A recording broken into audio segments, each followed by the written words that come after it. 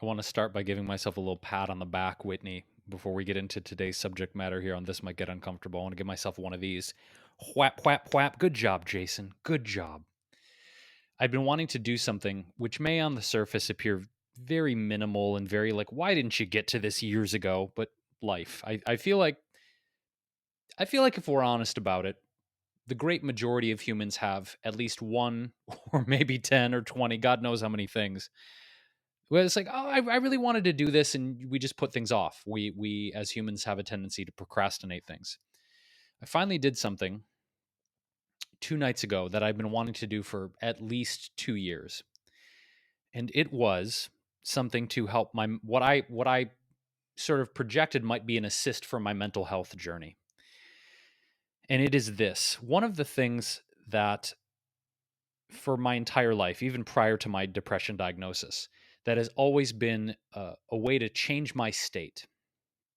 Not meditation, not breath work, not watching cute cat videos, although I do appreciate all the TikToks you send me, Whitney, even if I do procrastinate on watching them. It is music. And there's something about listening to like your jams, like your songs, that can, for me at least, be an instant state change. So I've been wanting to put together a playlist of the songs that make me the most joyful, like the ones that come on and I'm like, oh shit, the ones that you're just like, yeah, that's my jam. If I was a wrestler, that would be like my intro theme song of like, are you ready, brothers? Like those songs, like pump you up, get you happy, get you in that zone. So I finally did it. I finally created this playlist called Happy Feels. It's on Spotify. We'll link to it in the show notes because if anybody wants to peep this playlist, I'm really fucking proud of it because I feel like it is dynamite curation on my part. But B, I've been listening to it each day, Whitney, the past 48 hours, washing dishes, listening to it before bed. If I start to feel a little bit of anxiety, I'll turn the playlist on. And my God, the power of music, the power of the vibration of song to lift you up. It's incredible. It's my favorite art form. Like hands down, my favorite art form ever. So this list is like 100, I don't know. It's between 100 and 110 songs. It's like over 7 hours of music. So if y'all are taking a road trip, you can enjoy J-Ro's Happy Feel playlist on a nice chunk of your road trip. It's many, many different decades of music, many genres, but you will get a glimpse into my psyche through listening to this playlist. So that's the first thing. I just want to like, yay, I finally got the playlist done after like 2 years. That is not the subject I want to bring up for the uncomfortable part of this podcast. I slept in this morning, and my girlfriend Laura had left her phone next to my portion of the bed, and I was meditating after I woke up. I do my meditation, Whitney, right after I wake up. I don't wait till the end of the day before the animals rush into the room and disrupt me. I've tried meditating with the animals in the bedroom, not possible. It's just like, dad, man. So I do my meditation right after I wake up. During my meditation, my girlfriend's phone was like blowing up. I didn't know it was on. I'm like, why is this phone blowing up? So I look at it to like turn it on silent, and I notice that she's got like these random texts from like 3:15 in the morning from like a number with no name on it. And the interesting thing I noticed is where my mind went to. And it's fascinating how life, I think, gives us opportunities to look at situations or trauma that are unhealed for us. And for me, at least, I think I've gone years thinking that I've completely healed certain traumas or certain situations in my life, only to have some random moment come up and be like, oh, fuck, that's not actually fully resolved for you. So my mind immediately went to some random 917 number, it was New York, I think, texting my girlfriend at 3:30 in the morning. Who the fuck is this? So my mind immediately went to, oh, is she cheating on me? Which is interesting because, first of all, she's given me no inclination or reason to suspect anything like that over the course of our relationship. But this innocuous text at 3 something in the morning, 3:30 in the morning, my mind immediately went to, who the fuck is texting my girlfriend at 3:30 in the morning? And I'm like, oh God, this is going to be so uncomfortable to bring up with her. How the fuck am I going to communicate this, So she wakes up and I was like, hey babe, I was meditating and your phone was blowing up and I went to go turn on silent. I noticed that some random number texted you at like 3 a.m. And I'm like, and in this cadence, not an accusatory way, but I'm like, who's texting you at 3 a.m.? And so she opens her phone and she's like, oh, it was some spam text about my stimulus check, like someone like trying to scam her about a stimulus check. She showed it to me. And I immediately felt a sense of relief. Now, it's interesting to me though that this has brought up a lot of residue of past trauma of being cheated on. And so I want to dig into a subject I don't believe we've ever even scratched the surface on here, which is infidelity and cheating. I think maybe we've mentioned it in some of our relationship episodes, kind of glazing over it, but we've never really gone deep into this subject of cheating and infidelity. And it's an interesting thing because one person who has an interesting framework around infidelity, fidelity, cheating, monogamy, open relationships is Esther Perel. And Esther Perel got huge a few years ago with this amazing TED Talk, and she's got these fantastic books out. I have read 2 of her books. I've watched her TED Talks, and she gets into the psychology of why people cheat and the internal dissatisfaction that leads people to cheat. And moreover, one thing I want to unpack today, because I feel like this has a lot of dimensions, this conversation, is whether or not we are, quote, wired as humans to be monogamous. If there's one creature in nature we share the majority of our DNA with, Whitney, it's the bonobos. And the bonobos are very much not a monogamous culture of chimps, of great apes. They're very much poly. They express their sexuality freely. And with bonobo culture, they actually will engage in conflict resolution through mutual masturbation. Like if there's in the bonobo group, if there's like a conflict with the monkeys, they'll literally like pleasure each other to resolve the conflict instead of fight, which I think is really advanced. I mean, first of all, can we give some props to the bonobos? If humans did that, like, yeah, well, fuck you, Jimmy. Actually, you know what? Let me jerk you off, Jim. Yeah, okay, yeah, let's do it. Let's just jerk each other off. Like, the world would be a much better place if instead of bombing and fighting and killing each other, we'd finger each other and jerk each other off. I just want to put that out there. It would. World would be a much happier place. I digress. Infidelity is such an interesting subject, and it's something that I need obviously to clearly look at within myself because it's something that's happened a few times over the course of my relationships, my partnerships, and I clearly still have a trigger in there that I need to look at. And the question is why? Because in my current relationship, there's been nothing that's caused me to distrust my partner. There's nothing that's been any red flag around that area. But I think I still have fears around being lied to, being misled, being cheated on, having my trust broken. And I'm it takes a lot for me to really put my trust in a person. Like it takes a while, Whitney, for me to really, you know, I guess take those walls down. And so this morning was just an interesting jump off point. So I guess I just want to unpack this idea of infidelity and the psychodynamics behind it, the emotions behind it, because it's such a complicated subject. And I guess I want to start off with, with this bonobo jump off point in Esther Perel's work. Do you believe that we as humans are like wired one particular way in terms of monogamy or polyamory, or do you feel like it's a learned behavior? Like what's your perspective on that part of human sexuality and commitment? I don't have a strong perspective or opinion on this at the moment. I am fascinated by it and I've reflected on this. I think if I fall anywhere on the spectrum, it would be in the monogamy zone with like a little leaning towards being open to multiple partners, and not just personally, but meaning like what I've observed in others. I also was thinking about this. I think yesterday I saw a TikTok video of someone pointing out Khloe Kardashian's relationship with Tristan, I think is who she had her daughter with. And how they've been in this cycle, I think, and a very surface level understanding of their dynamics because I don't really pay super close attention. I think that they've like dated a bunch and he's cheated on her over and over again. There's been this pattern of it. And this video was like using a meme on TikTok of like, okay, Tristan, you really want to be in a relationship with Chloe, right? And they're like, okay, great. Well, that just means that you can't cheat anymore. And then he's like, okay, never mind. We're not interested. And I remember like reflecting on that, thinking, I wonder if there is a part of him that really feels that way. And then I started thinking,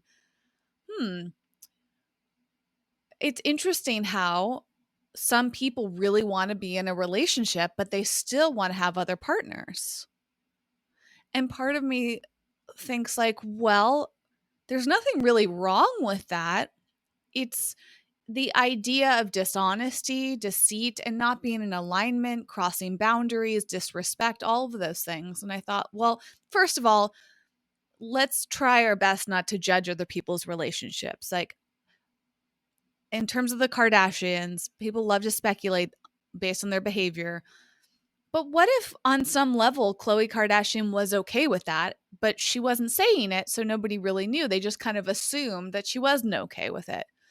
But let's just say Chloe's fine with him having other partners. What if the media is sensationalizing it? You know, like there's a lot of this projection of what our ethics are and our comfort levels are onto other people, when the truth is people live their lives in very different ways than us, and they might actually not mind the things that bother us. Like they might not get triggered by the things that trigger you, for example, Jason. And that thought process of, well, why is it mutually exclusive in terms of if somebody loves someone and wants to be with them and have them be their partner, but also has the desire to be with other people? Do they have that desire because it's something at their core, like kind of going back to your question, Jason, like this idea of like, can humans be monogamous? Are we meant to be monogamous? I think it's like a kind of a nature versus nurture conversation. And my feeling is it's more nurture.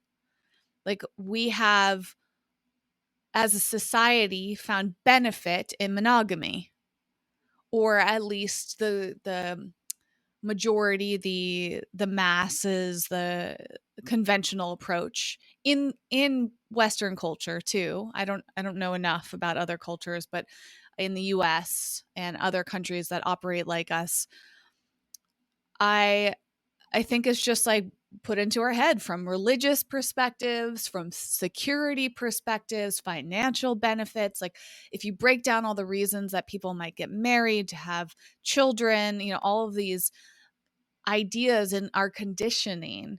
So I think it's challenging, Jason, when something like that has really gotten into our head to think outside of that. And I'll go on a quick little tangent. I watched the HBO docuseries on Heaven's Gate, the cult that had the mass suicide, which I believe is still accurate. I mean, it must be accurate because this documentary just came out, that it was like the largest mass suicide in US history, and 38 people all died, chose to end their lives together based on their belief system. And it was really interesting watching that show because, first of all, I didn't know that much about it. And it really wasn't that long ago. I think it was like 30 years ago this all happened. Um, they they were all celibate to the point where some of the men, Jason, got cast why can't it castrated? What's the term? Castrated? Their testicles removed. Yeah. Castrated is the word, Wow. right? Yeah. Yeah. So some of them, not all of them. And part of it, what's interesting, it's a fascinating story, especially if you don't know that much about Heaven's Gate. It's on HBO, 4-part series, so it's about 4 hours long. And first of all, I think the leader, quote, leader, he was gay. Second of all, he really wanted the group to be gender neutral. So all the women got their hair cut short. So they all looked alike, to the point where that when they were discovered dead, the initial observation, they thought everybody was male because all the women looked gender neutral. Is also interesting. Gender neutral is assumed to be male in their eyes, right? Just because the women had short haircuts, but they're all trying to like not let gender be a thing, which I thought was fascinating. And they also were celibate, similar to like monks, people that choose to be devoted and focused. They didn't want to get off um, their intentions of their mission and all of the things that they believed in. So they didn't engage in sexual activity. And part of how they controlled it, and the leader in particular, Jason, like, you know, they were trying to manipulate their bodies so they didn't have the urges. And what's interesting, the reason I bring that up, not just about their sexuality and the preferences, choices, is that one of the big points from that docuseries was just how much that group think can impact your brain. And they actually had throughout the series interviews with people that had left the cult and survived the mass suicide. And some of these people were in that group for like 15, 20 years. And to this day, they still struggle. Even it's like their brains are split where like they had the willpower to leave the cult, but they still feel shame and guilt. They still wonder sometimes, should they have participated in the suicide? They still like have all these lingering old emotions. And one of them, if I interpreted it correctly, he struggles to speak, Jason, because of the trauma he experienced in the cult. He felt like, I, from what I understood of it, he lost his voice because he felt so much shame. And now he is like still struggling to speak because of the trauma he went through in that cult. And I'm bringing that up because all these people, I think, were adults, at least, you know, at 20 years age, maybe a few were teenagers, but like 18, I'm not sure, but like most of them were fully developed adults. They got into this cult. Some of them chose to end their life, and their brains were so influenced by each other as adults. And I think it's fascinating when we look at this nature versus nurture perspective of things like celibacy and monogamy and, you know, whatever choices people are making. If you can be that influenced as an adult, imagine how influenced you could be if your entire life you've been told these things about sex and cheating and monogamy and, you know, being attracted to the opposite sex, you know, like all of these ideas that we have about our bodies and our desires and how it's so ingrained in us, Jason.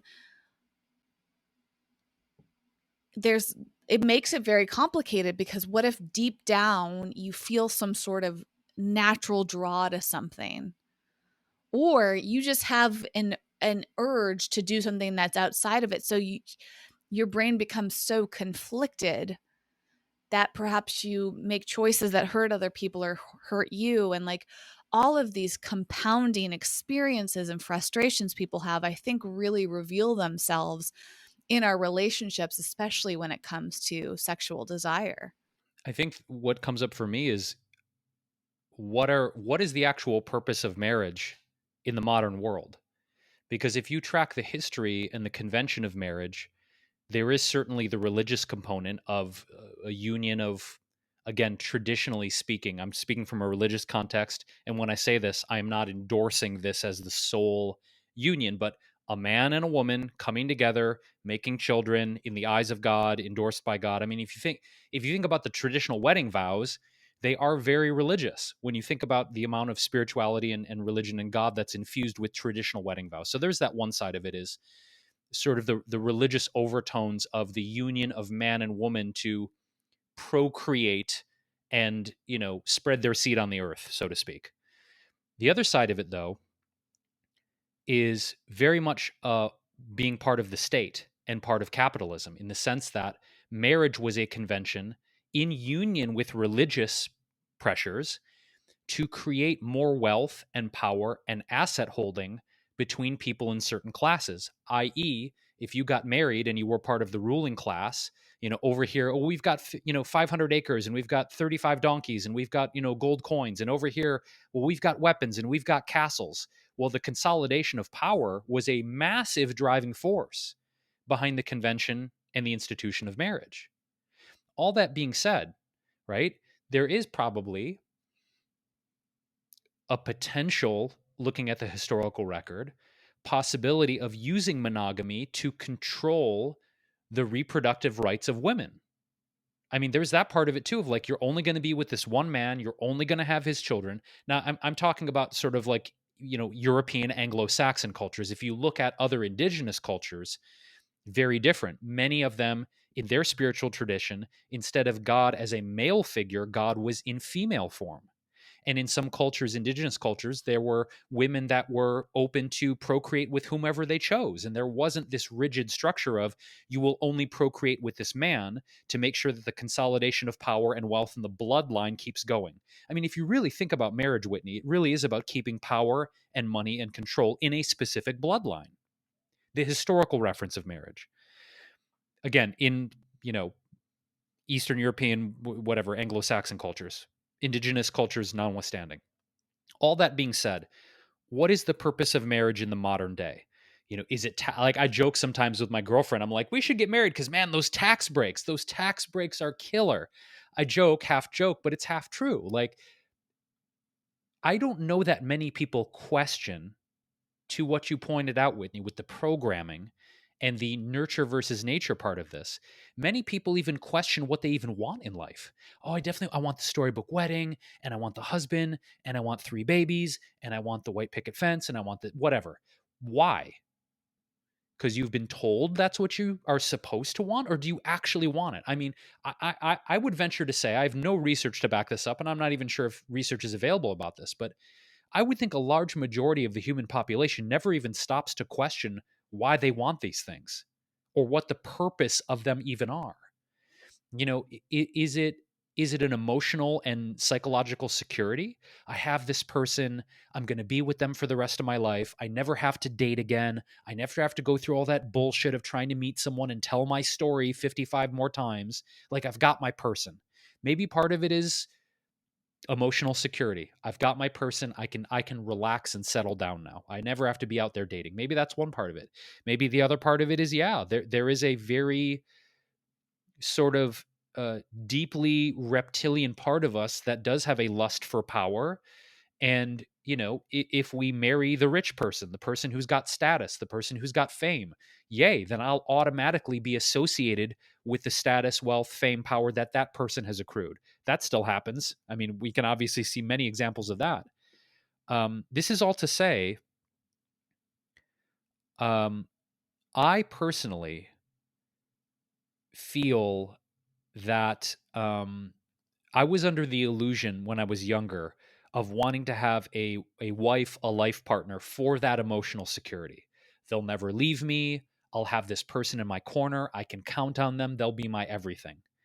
But as I've gone on through many relationships in my life, I've realized that I don't necessarily feel more or less emotionally secure when I'm in a partnership. Why? Because everyone is free to change their minds whenever the fuck they want. And a person can say, this isn't really working for me. I've been in many wonderful relationships, and many wonderful relationships have ended. Marriage is not a guarantee it's going to last forever, because the reality is it won't last forever. You may be married until you die, but at some point, either you or your partner will die, and you will have to let go of that person. So the illusion of, and I call it, to me, it's an illusion of emotional security. It's an illusion of safety in a relationship. In that sense, doesn't mean you can't feel safe with someone, but this idea that you'll be with them forever and it'll be this end all be all. I don't believe that's true. That being said, this idea of being cheated on, to take it around to the other part, is a different layer, because I think the question becomes, how much can we actually trust another human being? That's a really important question. How much trust do we place in another human being? And I think, for me, if I'm honest about it, probably because of my traumas that I'm still clearly needing to work through, as evidenced by what happened this morning, there's a part of me, Whitney, this is really hard to admit. I think there's a part of me that doesn't 100% trust anyone. That's hard for me to say because I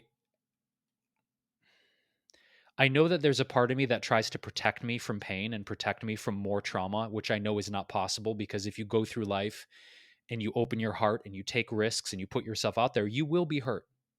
It's just I believe it's an inevitability of life to be in relationship, to be disappointed, to be let down, to have our hearts be broken. I don't think there's any avoiding that. But there's still a part of me that I think gets to a place where I'm like, I don't know if I'm going to extend that much trust to you.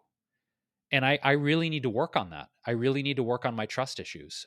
It's not that I like keep people completely at arm's length, but I think when they get to a certain point of closeness, right, then I'm like, oh shit, I don't know if I'm going to let you in there. I've let you in like 90%, but that last 10%, that tiny door in that room in my heart, I don't know if I'm going to really let you in there. And it brings up a really good question of like, how do we fully trust after we've been hurt? um I trust to a degree, but I know for me there's a level that I hold back. I hold back. I do too in a lot of ways. I mean, I have trust issues, and I realized that a few years ago, and it's something that I'm trying to work on more actively. In fact, trust is my word of the year for 2021 because I wanted to be more mindful of it. But to be honest, here we are at the end of June 2021, and I don't know how much progress I've made towards being more trusting. I think I'm just more aware of it, and that's one of the first steps. So I don't think you're alone. And I think intimacy challenges show up in a lot of different ways. And that's part of the beauty of relationships is they reveal those things to us.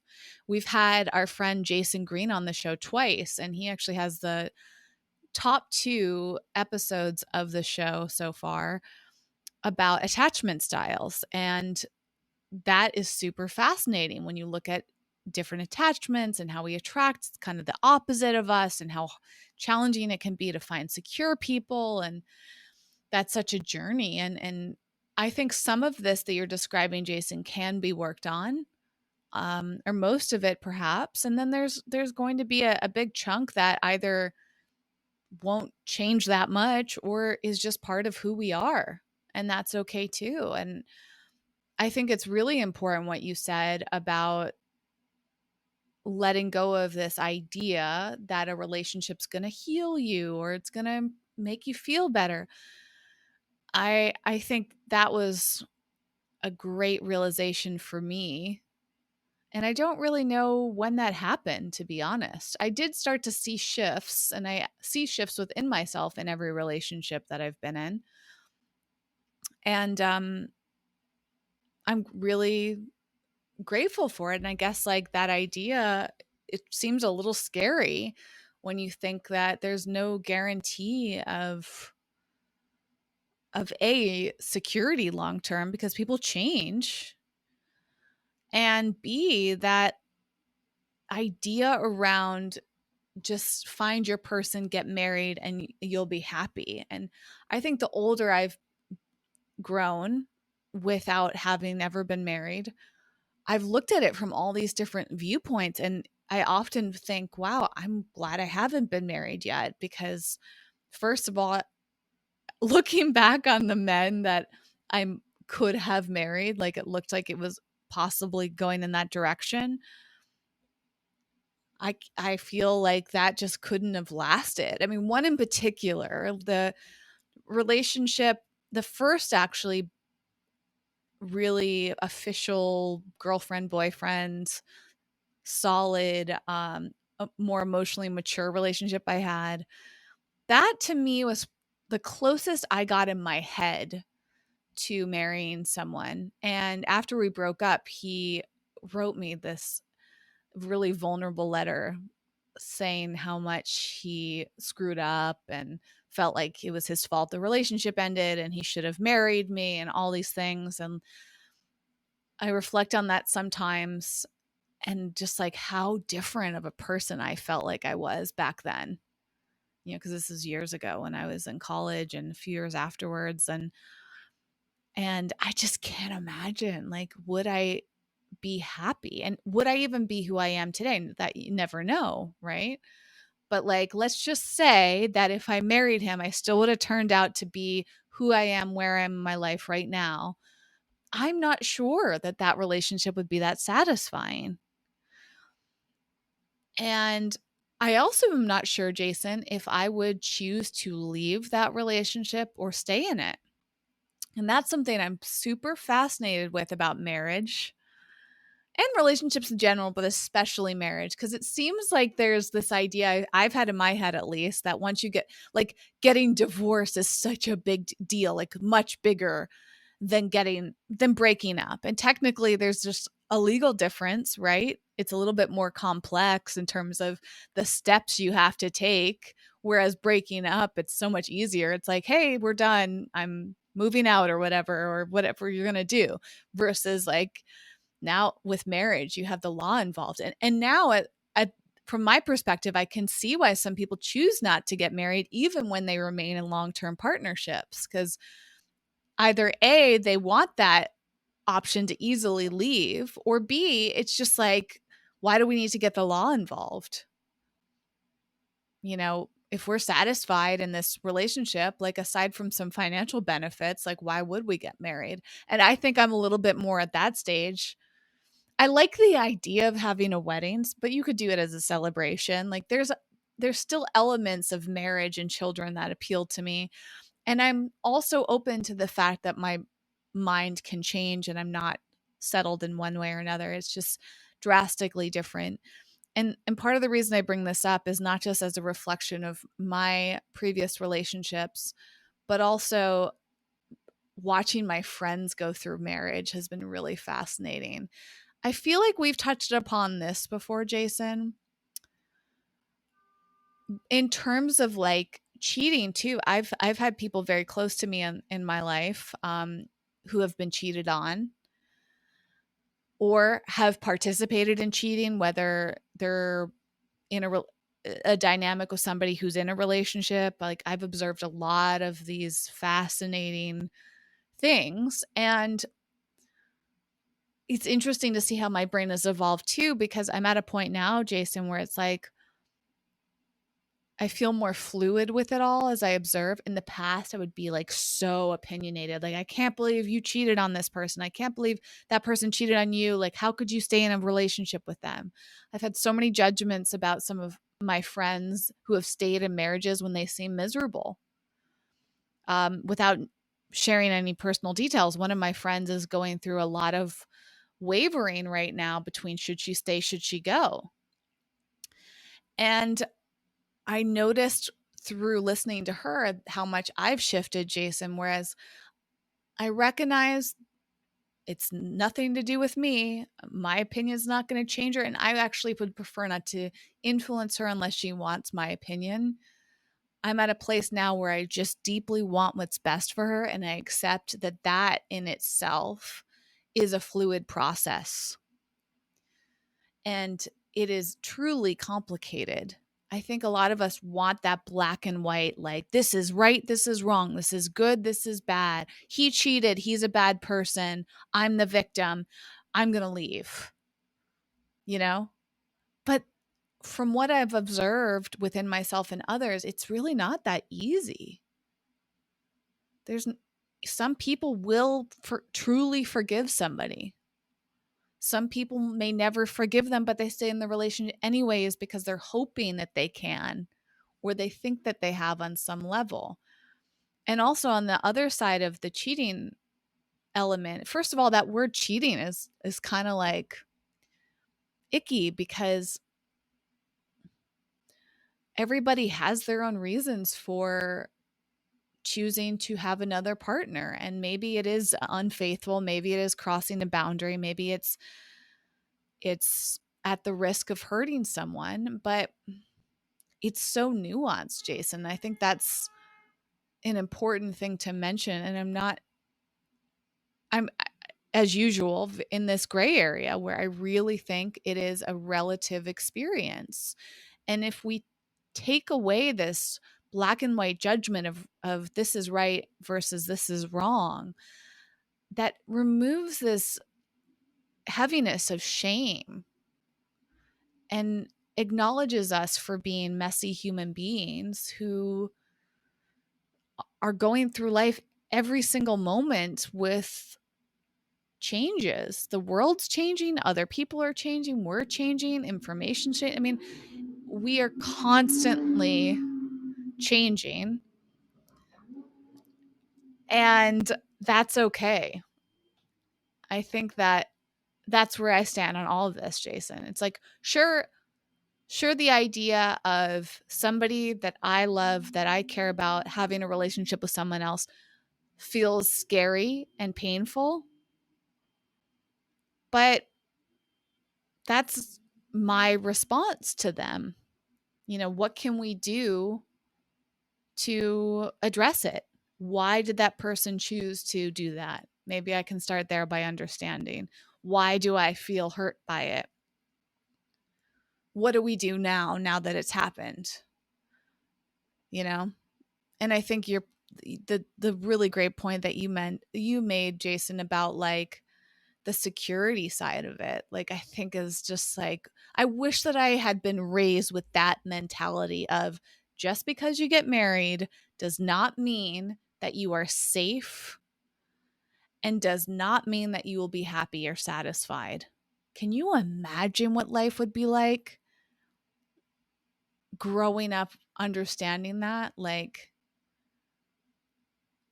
I think that could have radically shifted a lot of my early relationships. I agree. And I'll also venture to say that I think myself, I can only speak for myself, but I also would bet there's some people who can relate to what I'm about to say, in the sense that the emotional or mental nourishment we did not receive as children from our parents, we seek in our adult romantic relationships. A la, I felt abandoned by my father. That's probably my core wound of my life, is abandonment. Not good enough. Well, if I can get into a romantic relationship with the illusion she won't abandon me, yes, I got abandoned by my father, but guess what? This person won't abandon me because she loves me. So I'll be safe. I'll be immune to abandonment, and I will overly attach and overly project the things I didn't receive from my parents onto this person and expect she will provide them because she says she loves me. And then I get upset, I get furious and resentful when she doesn't give me the things I want, because I've gone into the romantic relationship being a needy person who hasn't yet found out how to give those reassurances to myself. So I project those on the other person thinking they ought to give them to me. And if you don't give them to me, fuck you, we're done. I think that's one probable reason why people either cheat or leave relationships, is they're not, quote, getting what they want. And getting what they want may be tied to what they didn't receive or be nourished by in their childhood. I think that's definitely been true for me. The other side of it too, I think, is if I look at, so I've been in relationships where I've been cheated on and I've done the cheating. I've been on both sides of infidelity. And if I look at a thread through Whitney in the times that I have engaged in infidelity in a monogamous relationship, which has been 3 times over the course of my life, it was because, a number one, I had not learned the skills to communicate my needs and my desires in a clear and unambiguous and emotionally anchored way. That was one of it. I didn't know how to communicate it. And I felt like the times that I did want to communicate, I was stifled by fear, because I thought if I do communicate this need, this desire, or this boundary, they're going to leave me, AKA fear of abandonment.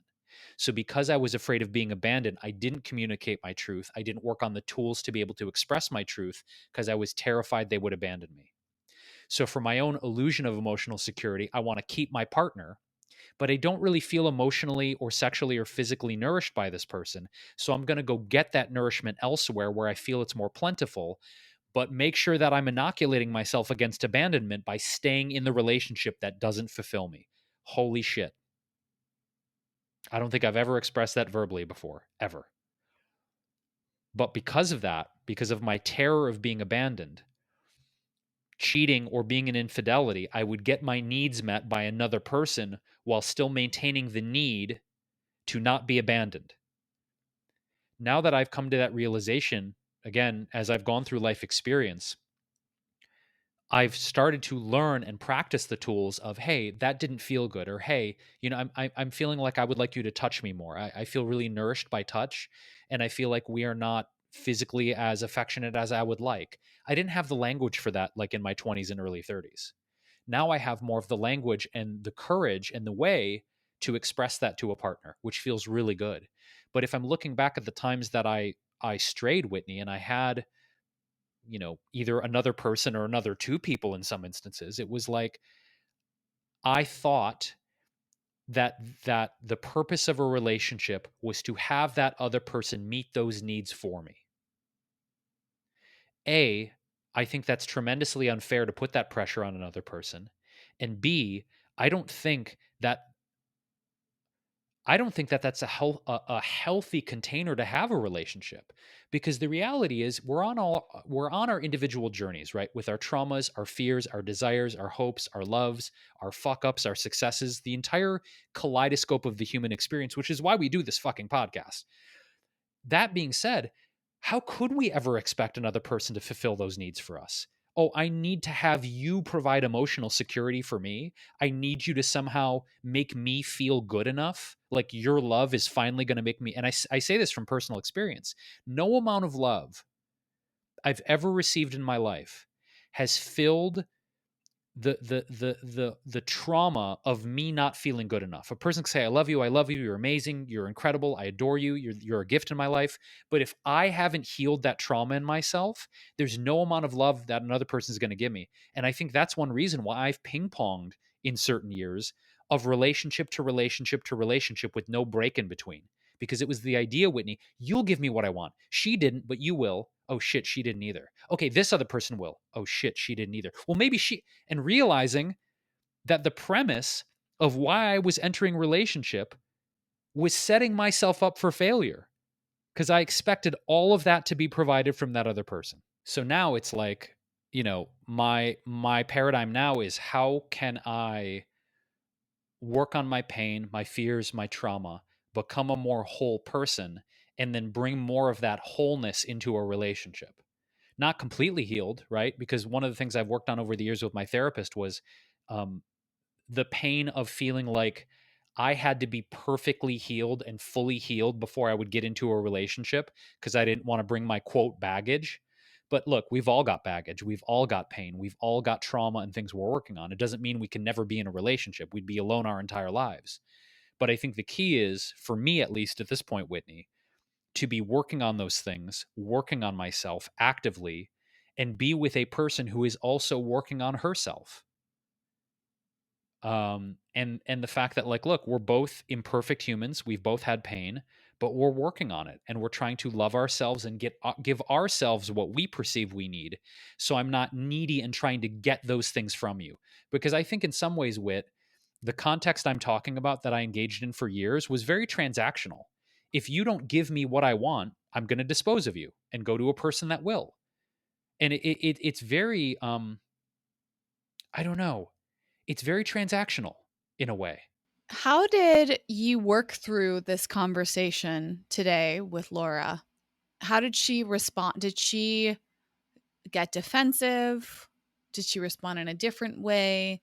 Did you share the things that you've shared on the show today, or have you not fully processed it enough to share? And if so, do you plan to talk about this further with her? A, I didn't process it fully enough. One of my styles of emotional processing is I need to sit with things to marinate in them before I have the language to accurately communicate them. That was number one. Number two, she had to go to work semi early, so I felt like there wasn't a window to sit down and have that conversation. And number three, absolutely, I do intend on telling her. Um, she's aware of my history of being cheated on, and I don't know that she is aware that, and I wasn't aware to that point, Whitney, until that happened this morning. I wasn't even aware that that was a trigger that still existed. It was like, oh, shit, that's still a trigger. Interesting. I get to look at that. So I absolutely do want to bring it up with her, because it's nothing I feel afraid to communicate. But I like when I get triggered like that, I like to sit with it and sort through it before I bring it to my beloved, my loved one, and discuss it. So yes, yes, and I'm going to sit down and tell her like, hey, you know that text that came through at 3:30? I want to tell you about something like really interesting that came up for me. Because it is interesting. I'm not judging myself for having that trigger.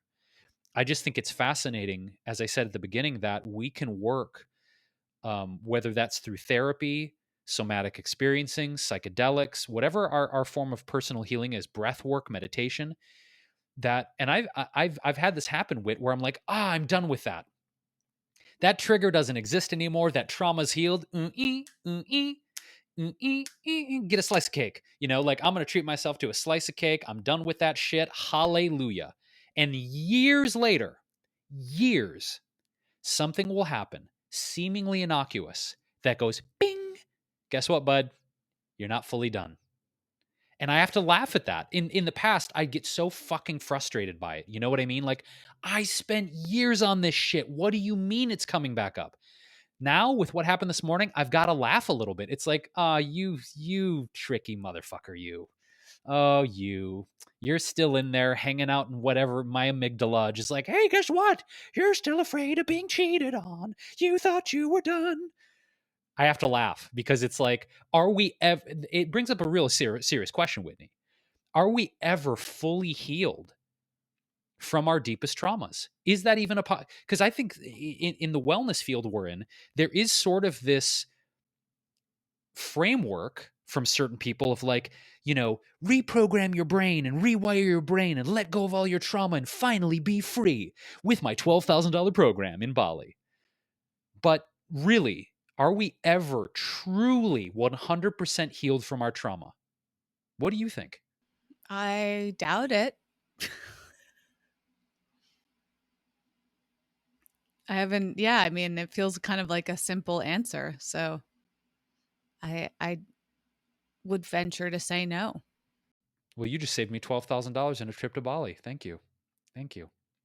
I do want to say, and this is the part where, Jason's being judgmental again. Don't fucking care. There's a lot of people out there, I think, putting a very dangerous framework out into the universe via the coaching, high performance, well being community that frame their work as a way to completely heal yourself from your wounds and your trauma. Um, I think that in many, not all cases, in a lot of cases, that's kind of really irresponsible to position work that way. That's my opinion, is to position something as you will be free of this thing forever with my program, my formula, my drink, my injection, my whatever, my cult. Since we go back and do a callback to that, I think that there's a lot of deep manipulation that happens in the wellness community around this subject, and I think it's dangerous and fucked up. I think there are people who are healers, who are clinicians, who are in the medical field, the spirituality field, the healing arts that are the real deal. But I think there's an equal, if not higher, amount of charlatans out there who are positioning their things as the end all be all. And you just got to give me money and come to this exotic foreign country, and we'll work on it for a week and you'll be completely free of it. Again, this is my own lens on it, having done therapy for nearly a decade, having done a lot of psychedelic medicine, having done a lot of really painful trauma work on myself. I feel like I've made a ton of progress with, but there's still residue. There's still those remnants there, you know? And I wonder if even the term healer is a fair word in terms of what actually happens, because first of all, it depends on your definition of healing. Like, it's not the same as when our body heals, and you can, although it also depends, because our body can heal, but we can still have scars, and we can still have things triggered, inflamed. Recently I've been having some bizarre pain in my back, like the shoulder, kind of scapula, lats area. And like, I have no idea how it's happening, why it keeps happening. I feel like I need to go see a specialist around it. Like, what my brain goes to is it's very possible that I had some sort of injury or misalignment has happened over time, and I can make it feel better, but then it keeps coming back until I address the deeper issue. But even when I address the deep issue, that doesn't mean that it won't happen again. So our bodies work in an interesting way in that sense, and our brains too. I mean, this idea that you'll be fixed, I think, if that's your definition of healing, I believe that to be a bit dangerous because, to your point, Jason, you'll be chasing after it your whole life, hoping that one day if you just do this thing. And I think that's why a lot of people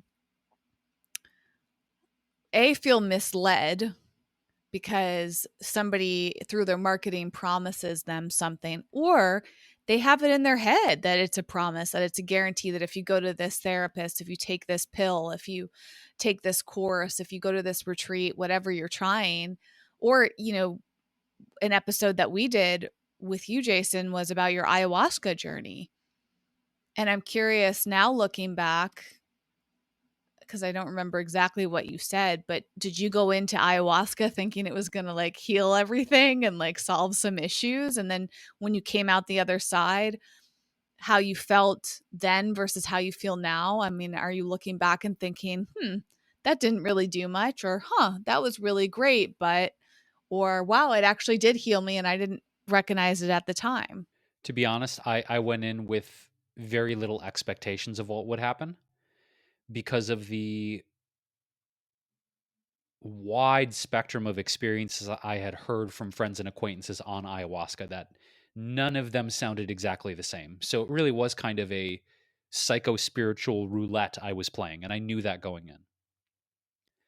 On the other side of it, to just call back to that episode, and by the way, everything we're mentioning today, all of the resources are at our website, wellevator.com. It's WELLEVATR.com. Click on the podcast section, and it will take you to all the resources in the show notes and the transcript for this episode, including the ayahuasca episodes, which were a two-parter. There was a reinforcement of deep lessons through that experience, Whitney, and there were some deeper understandings and realizations that I had, but it was not a magic pill. It was not a panacea that was like, you're never going to be depressed or anxious or fear abandonment or any of those things again. It gave me different, it like polished the lens on some of those subjects in a certain way, but it didn't take away those conditions, if that makes sense. Now, I am trying some new things. I've been microdosing for about a week and a half now on psilocybin, and I've noticed, as I said, I think in a previous episode, like my anxiety has drastically reduced since I started doing that, which has been beautiful. Does that mean my anxiety will never come back? Knowing my life to this point, it'll probably come back, but it's drastically reduced, which is beautiful to say. You know, I know we say this and we've said this in so many episodes, but I think the willingness to be open to radical new experiments in life is the foundation. It for me at least, if I go into a relationship, a healing modality, a psychedelic experience, thinking like this will be the thing, I'll finally be free. That hasn't been the case for me. It certainly allowed me to go deeper into certain layers, right? And look at those and love those and understand those and allow me to work on my trauma and my wounds differently and take different approaches. But the idea you're saying, Whitney, of this magic pill, this panacea, this fountain of youth, this magic key, I think this trope, and I'm not saying it's not true for other people. Let me just say that. I do believe that for some people, maybe a specific kind of ceremony, therapy, modality has, quote, healed them, and they truly believe that. But the danger, I think, comes in so many captions on social media where it's like, I did this thing and I finally feel liberated and free for the first time in my life. Finally, I've let go of all this stuff. And it's like, that may be true for you.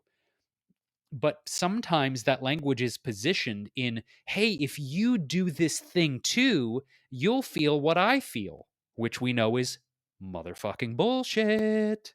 Talking about your bullshit, you know it's not true. It's true for you. Doesn't mean it's true for everybody too. Like, that's the thing, right? Like, let's get real. What works for another person does not guarantee it's going to work for another. We've talked about this in terms of entrepreneurship, wealth creation, career building, relationship. And now we're talking about in terms of trauma, infidelity, healing our relationships. We have to be radically persistent and determined to try as many things as possible. I believe that is, if there's a foundation of healing, Whitney, or well-being, let's just say that, it's we have to be willing to try as many new things as possible. And what works for you ain't going to work for me. What works for me ain't going to work for Sally, Jim, Joe, Bobby, and Sue. And I think that's true. Like, my pain, my fear, my trauma around infidelity and abandonment, it's not that it's not relatable. I mean, it definitely is relatable. I've talked to people, I've talked to many people about it. They're like, I can relate. But I think the nuance of what may help me with my neurology, my heart, my trust issues, my all that, it's going to be a different puzzle. It's going to be a different concoction. It's going to be a different brew than another person. So this idea of a one size fits all approach to addressing our pain and our trauma, I really believe it's an individual journey. And I think we have to be persistent and determined and relentless in figuring out what the puzzle looks like for us, because it ain't going to be the same. So, that being said, we want to know your opinion as always. Dear listener, dear reader, dear watcher, if you're watching this on YouTube, thank you for your subscribership. If you are a patron, thank you for supporting us on Patreon. If you're not a patron already, we have a growing legion of wonderful human beings from all over the world that are supporting this podcast. And by supporting it on Patreon, which again, we'll put to the link in the show notes at wellevator.com, WELLEVATR.com, you can sign up for as low as $2 a month. $2 a month? I mean, I was about to say that can buy us a matcha here in LA. It can't even buy us a matcha. Maybe a micro mini if they had a Starbucks size that, like, you can get 1 ounce of matcha. Maybe that would be $2. But nonetheless, what your $2 does or more, you have some patrons who give us more, allows us to invest in new recording equipment. It allows us to invest in marketing the podcast. In hopefully this year, we might bring a new assistant on. We've talked about that. It allows us to do these things to help bring this message and these perspectives on healing and wellness and mental health to more people around the world.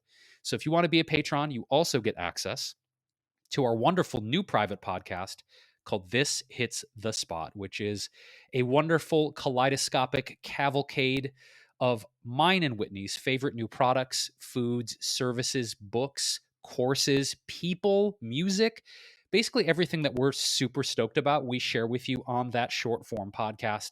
It's about 15 to 20 minutes long, and you will get exclusive access to that as a patron or as a newsletter subscriber. So all those resources at our website, wellevator.com. And if you want to email us, we are at hello@wellevator.com. Shoot us a DM on Instagram. Tug on our earlobes on social media. Whatever you want to do, we're here for you. And we appreciate you going deep with us into these often painful, confusing, and uncomfortable subjects. But guess what? That's why we're doing the damn podcast, to talk about this shit. So until next time, we love you, we appreciate you, and we'll be back again soon with another episode of This Might Get Uncomfortable.